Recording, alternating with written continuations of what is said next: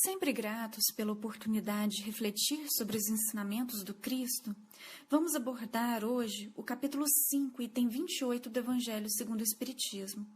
Eis aqui um trecho. Minorai os derradeiros sofrimentos quanto o puderdes, mas guardai-vos de abreviar a vida, ainda que de 1 minuto, porque esse minuto pode abreviar muitas lágrimas no futuro. Bem, minhas amigas e meus amigos, esse trecho lido faz parte de uma comunicação do Espírito São Luís, que foi obtida em Paris no ano de 1860. Esse trecho se encontra no Evangelho segundo o Espiritismo e explica um dos inúmeros aspectos do ensinamento de Jesus que diz: bem-aventurados os aflitos. Só que antes de nós iniciarmos propriamente as nossas reflexões, precisamos realizar alguns esclarecimentos. O nosso propósito aqui hoje é tratar dos princípios gerais que regram a temática do valor do sofrimento para o espírito. E para isso nós vamos nos valer principalmente dessas orientações fornecidas na codificação, analisando mais a fundo o que o Espírito São Luís quis dizer e tentando entender como é que essas palavras nos ajudam a compreender melhor a bem-aventurança lecionada por Jesus ali no Sermão do Monte. Então, nosso objetivo básico é responder como e por que suportar o sofrimento até o fim é não somente um benefício, mas também um dever, tanto para aquele que sofre, como também para aqueles que o amam, que o acompanham, a exemplo de seus familiares. É óbvio, meus irmãos, que essa temática é delicada, implica questões profundas e polêmicas de bioética, de biodireito, envolvendo tópicos como, por exemplo, eutanásia passiva, ativa, ortotanásia, distanásia, e até mesmo outras questões, como a antecipação do parto de fetos anencéfalos. O que nós queremos deixar claro aqui? Que esses tópicos escapam ao nosso objetivo aqui de hoje. E, para quem quiser se aprofundar em questões mais específicas, mais práticas, como essas que nós exemplificamos aqui, nós recomendamos que assista às palestras públicas da Caville que tratam do assunto. Feitas essas considerações, nós podemos iniciar o nosso estudo recapitulando a explicação básica dada pelo Espiritismo para os sofrimentos da humanidade. Nesse sentido, são úteis os esclarecimentos que são feitos pelo espírito da codificação chamado Bernardino, que estão contidos ali no item 27 do capítulo 5 do Evangelho segundo o Espiritismo. Ali, esse benfeitor explica para nós o seguinte: já vos temos dito e repetido muitíssimas vezes que estáis nessa terra de expiação, para concluirdes as vossas provas e que tudo o que vos sucede é, notem o destaque do Bernardino, consequência de vossas existências anteriores, são os juros da dívida que tendes de pagar. Nós podemos perceber aqui, meus irmãos, que esse benfeitor da codificação põe em evidência o papel da lei de causa e efeito, a qual, ao mesmo tempo, fundamenta a existência dos nossos sofrimentos, mostra o porquê que existe sofrimento na Terra, porquê que as pessoas sofrem, e ao mesmo tempo mostra que essa dor, seja individual, seja coletiva, não confronta o sistema de justiça de Deus, que é perfeito. Quem dá causa ao sofrimento, em verdade, somos nós mesmos. Então, quando nós vemos alguém sofrendo, nós sabemos que essa pessoa está sofrendo porque ela causou isso, seja por meio de uma ação, seja por meio de uma omissão, e seja também na presente existência, seja nas anteriores. Contudo, o espírito Bernardino adverte no trecho que nós acabamos de ler que, se por um lado nós sabemos que existe essa lei de causa e efeito, não podemos nos valer dela para julgar aquele que sofre. Então, por exemplo, quando nós vemos alguém em sofrimento, a nossa atitude, conforme o benfeitor nos mostra e enfatiza para nós, deve ser não a de julgar, mas a de ajudar na medida de nossas possibilidades. Nós não podemos simplesmente nos acomodar e nos mostrarmos indiferentes perante aquela dor, aquele sofrimento do outro, pensando, a pessoa realmente merece passar por isso e pronto, ela que aguente sozinha. Esse espírito da codificação nos mostra que a atitude correta é justamente a contrária. Notem só como ele destaca essa questão. Não digais, pois, quando virdes atingido um de vossos irmãos. É a justiça de Deus, importa que siga o seu curso. Dizei antes, vejamos que meios o Pai misericordioso me pôs ao alcance para suavizar o sofrimento do meu irmão. Vejamos se minhas consolações morais, o meu amparo material, os meus conselhos poderão ajudá-lo a vencer essa prova com mais energia, paciência e resignação. Aqui fica claro para nós que não nos cabe avaliar se o nosso próximo precisa seguir adiante ou não com aquela provação ou expiação. Não nos cabe precisar quanto tempo é necessário que a expiação dure. E a bem da verdade, se colocarmos a mão na nossa consciência, nós jamais teríamos condições de fazer essa avaliação com justiça.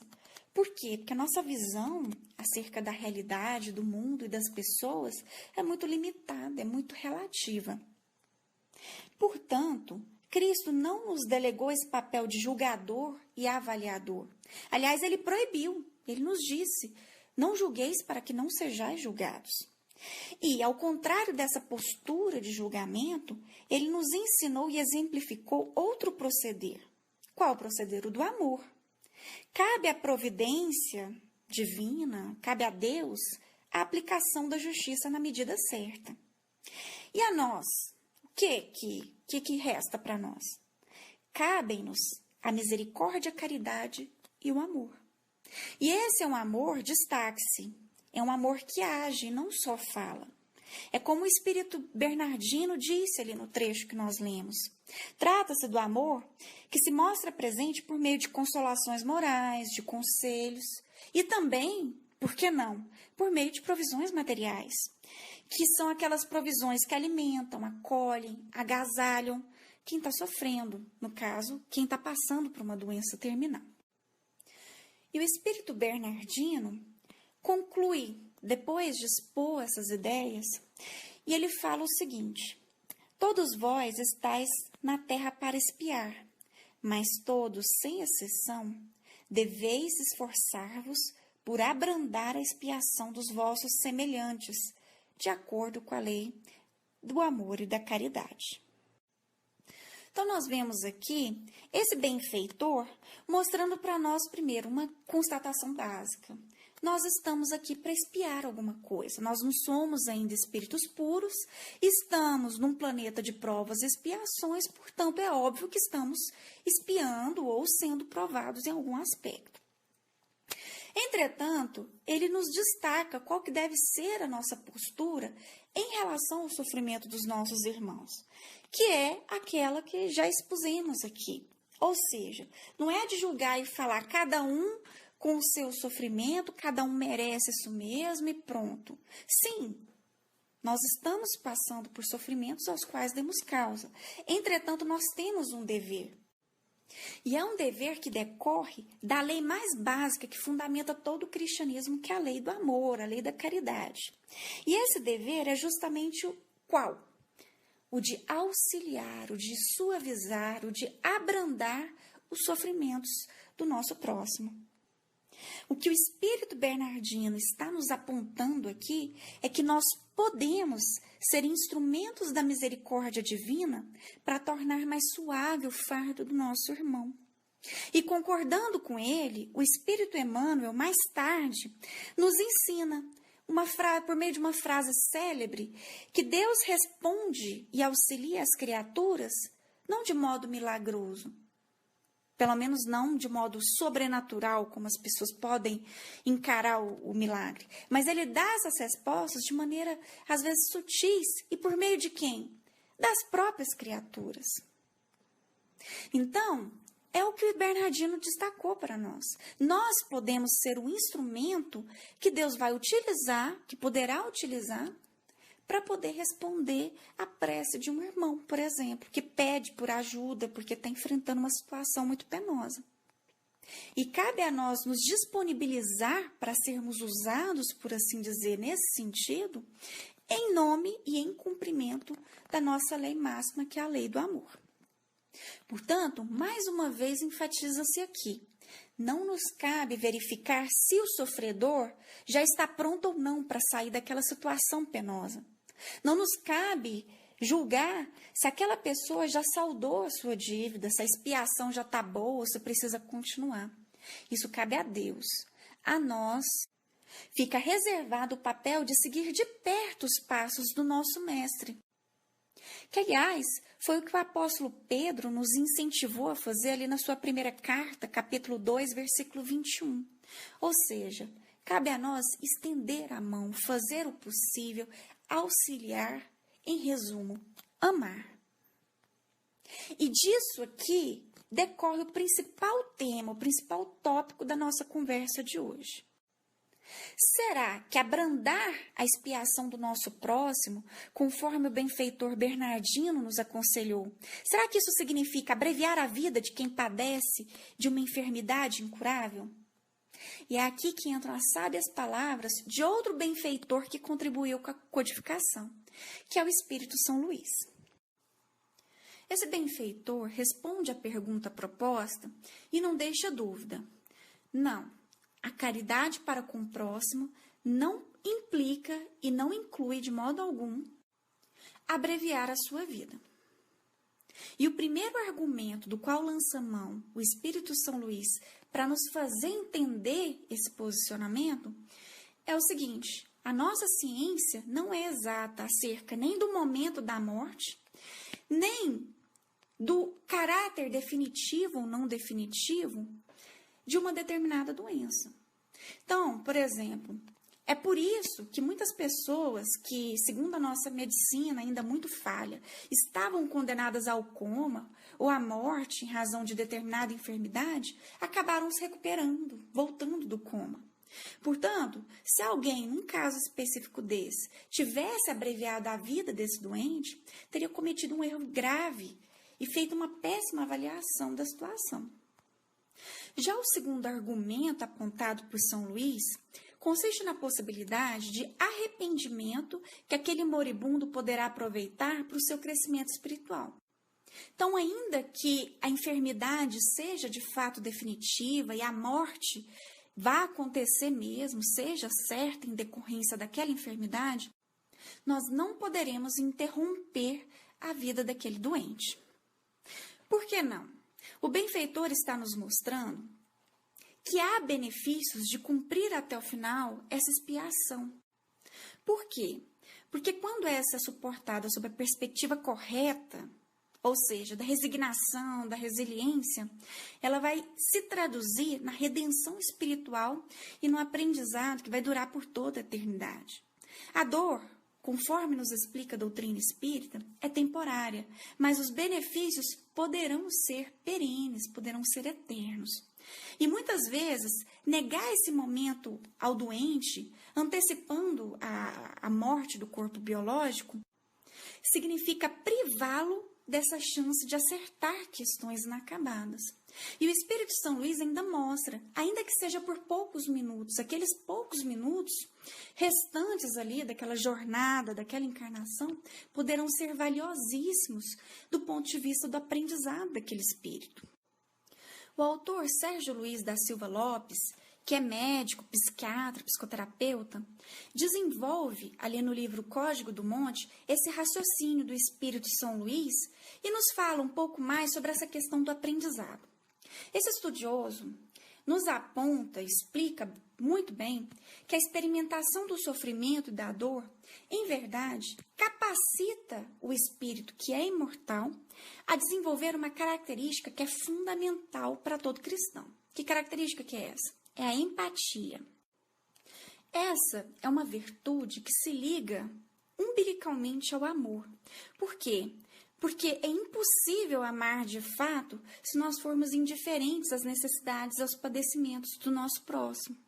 O apóstolo João, por exemplo, faz essa correlação em sua primeira carta no capítulo 3, dizendo o seguinte para nós: mas todo aquele que tiver os meios deste mundo para sustentar a vida e observar que o seu irmão padece necessidade, e ainda assim lhe fechar a porta das suas ternas compaixões, de que modo permanece nele o amor de Deus?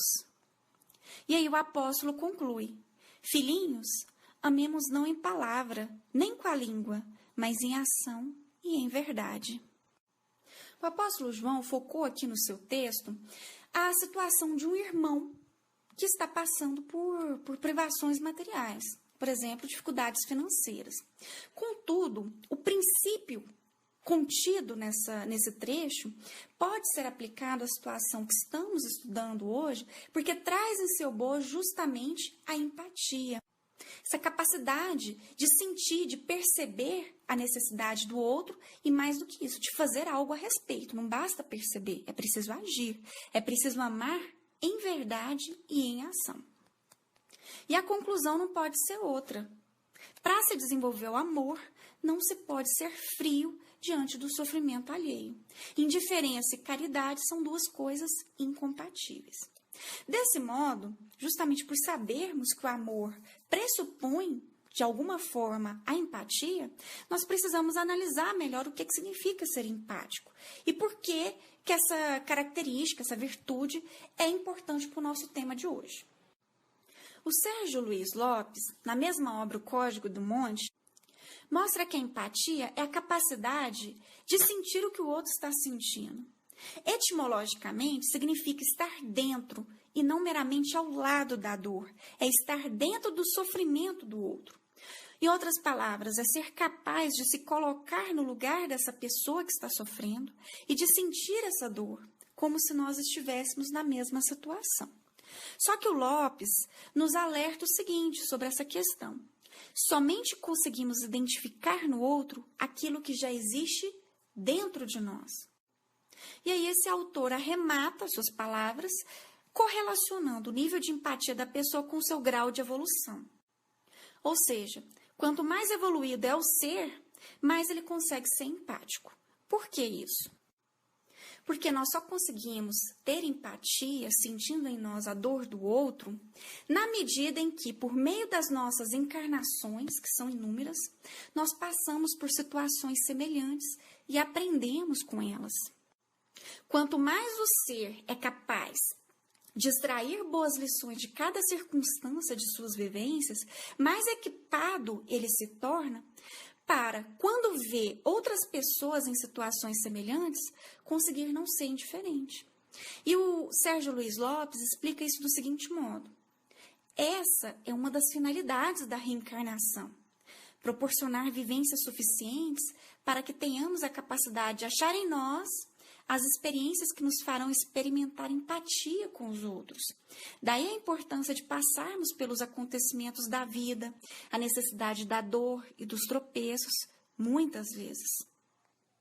Portanto, meus amigos, o sofrimento que nós enfrentamos hoje é importante não só porque é uma forma de nós nos redimirmos de erros passados, de saldarmos dívidas, mas também porque essa dor presente é um meio de aprendizado, é uma forma de nós guardarmos para nós impressões duradouras, que vão nos possibilitar, que vão viabilizar que no futuro, quando nós enxergarmos alguém passando por uma situação parecida, nós tenhamos condições de não sermos frios, para que nós tenhamos condições de sentir aquela dor, porque de alguma forma nós já sentimos isso no passado. E aí, esse sentimento de empatia vai nos mobilizar a agir. Ou seja, a amar não só em palavras, não só em conceitos, mas também em ação. Portanto, o sofrimento de hoje nos ajuda a amar melhor durante o amanhã, porque nos capacita para sermos mais empáticos. E um dado importante levantado pelo Sérgio Luiz é o seguinte, que essa empatia não se constrói somente por teoria. ela é desenvolvida pelo Espírito, é uma virtude espiritual que pressupõe necessariamente a experiência.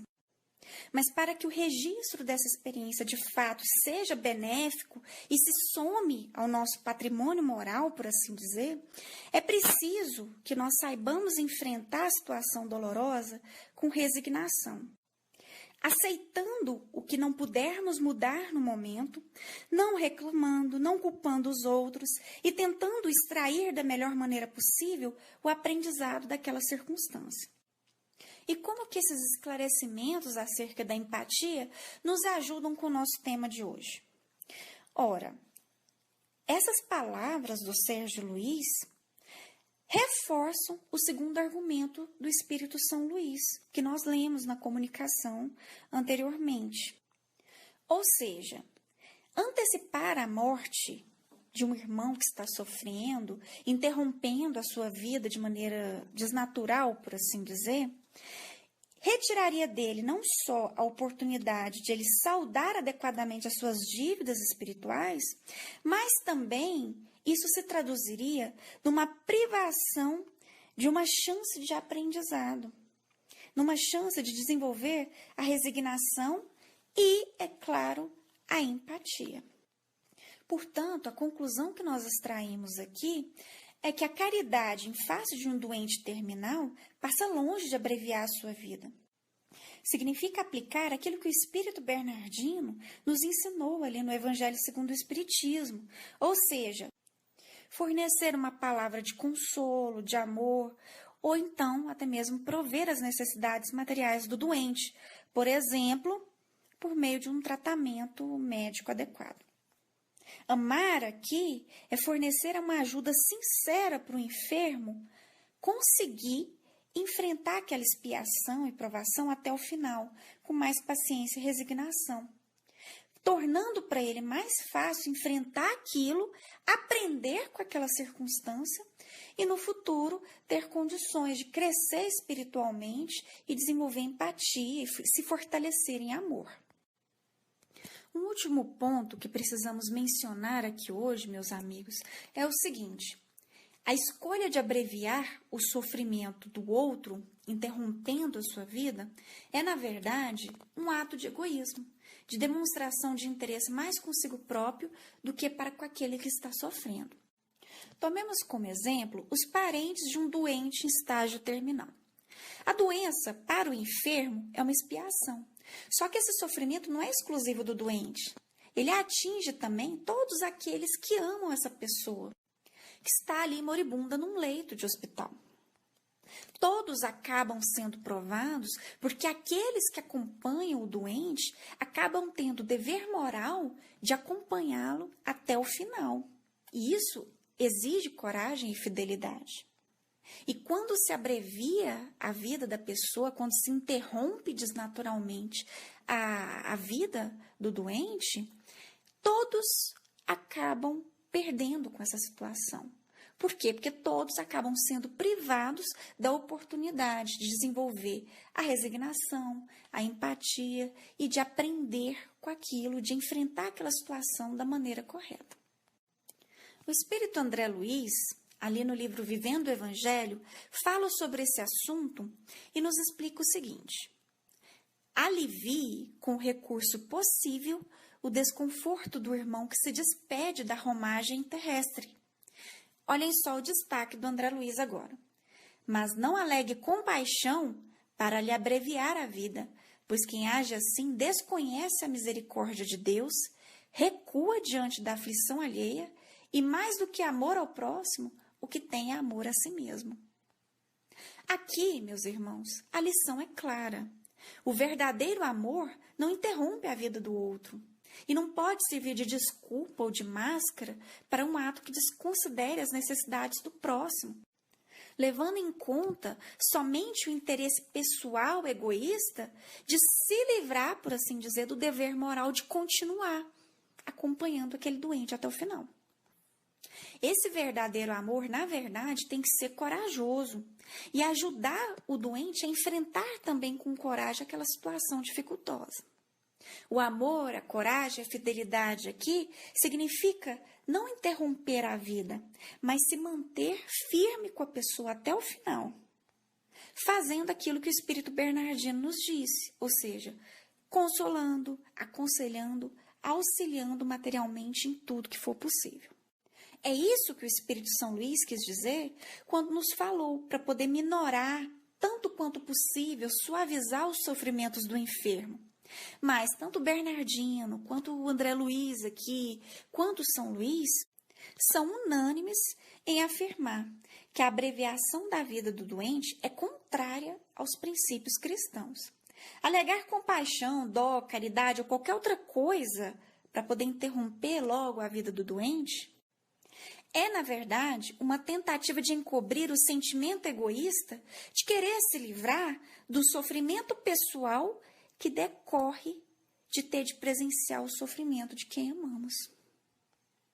E aqui, meus amigos, é importante que nos lembremos da definição de amor fornecida pelo apóstolo Paulo em sua primeira carta aos Coríntios, ali no capítulo 13.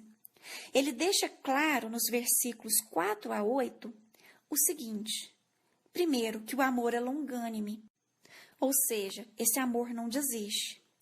Segundo, esse amor não procura os próprios interesses, em outras palavras, não é um amor egoísta.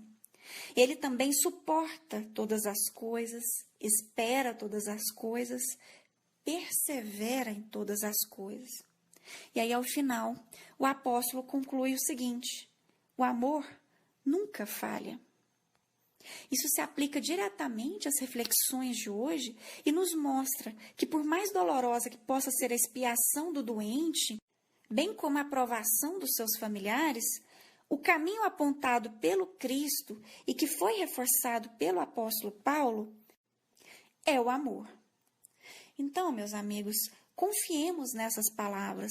O amor nunca falha. Com base nele e tendo confiança na justiça e nos desígnios de Deus, nós podemos, sim, suportar todas as coisas. Foi também o apóstolo Paulo que nos mostrou em sua carta aos Filipenses, capítulo 4, versículo 13, que para todas as coisas nós temos força em virtude de Deus, que nos confere o necessário poder para suportar e continuar. Essas lições servem, obviamente, tanto para o doente que está ali na cama do hospital, em vias de morrer, por assim dizer, quanto para os familiares que estão ali igualmente sofrendo por verem o ser amado naquela situação. Bem, minhas companheiras e meus companheiros de estudo, nós terminamos aqui as nossas reflexões de hoje. Todos nós estamos cercados de sofrimento. Tenhamos, pois, em mente esse poder do amor. E, mantendo a certeza de que sempre estaremos amparados por nosso Pai Celestial, desenvolvamos a coragem, a resignação e a empatia para enfrentarmos os desafios do nosso cotidiano. Passemos agora às vibrações e à fluidificação.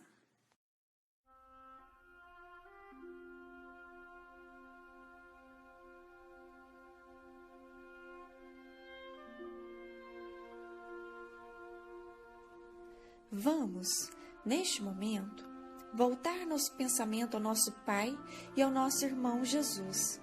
E, com o auxílio da espiritualidade maior que aqui se encontra, vamos abrir nossos corações em prol de nossos irmãos. Vamos vibrar por todos que, de uma forma ou outra, conectaram-se nesta rede de luz e oração em busca de auxílio. Vamos mentalizar os nossos inimigos, pedindo que encontrem a paz. Vamos vibrar por nosso país, por nosso planeta e todos os recantos do universo. Pelos animais, para que sejam amados e respeitados por nós, humanos. Por todos os nomes que desfilam em nossa mente neste instante e precisam de auxílio. Por todos os nomes que estão escritos em nossa irradiação fraterna. Vamos vibrar também por aqueles que se encontram nas orações dos colaboradores da Cavilha, por nossa família e por nós mesmos, pedindo amparo para que possamos amanhã ser um pouco melhores que hoje. Deixemos uma vibração em aberto para que os benfeitores espirituais que aqui se encontram possam levar aos locais e aos irmãos que julgarem necessários. Pedimos a benevolência da espiritualidade maior para que, enquanto fazemos a prece final, fluidifique nossas águas, colocando nelas o necessário medicamento para cada um. Passemos à oração final.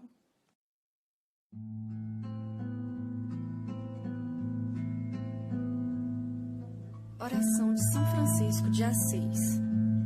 Senhor, fazei-me instrumento de vossa paz. Onde houver ódio, que eu leve o amor. Onde houver ofensa, que eu leve o perdão. Onde houver discórdia, que eu leve a união. Onde houver dúvida, que eu leve a fé. Onde houver erro, que eu leve a verdade. Onde houver desespero, que eu leve a esperança. Onde houver tristeza, que eu leve a alegria. Onde houver trevas, que eu leve a luz. Ó Mestre, fazei que eu procure mais consolar que ser consolado, compreender que ser compreendido, amar que ser amado, pois é dando que se recebe, é perdoando que se é perdoado, e é morrendo que se vive para a vida eterna.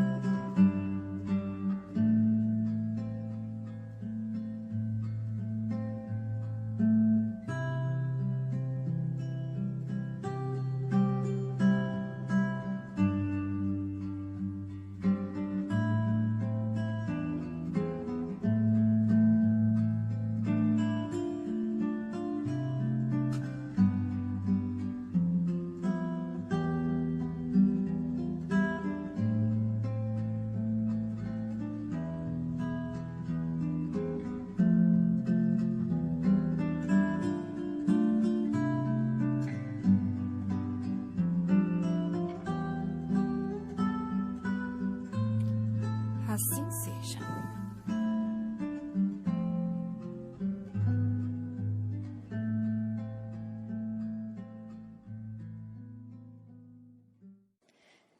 Bem, minhas companheiras,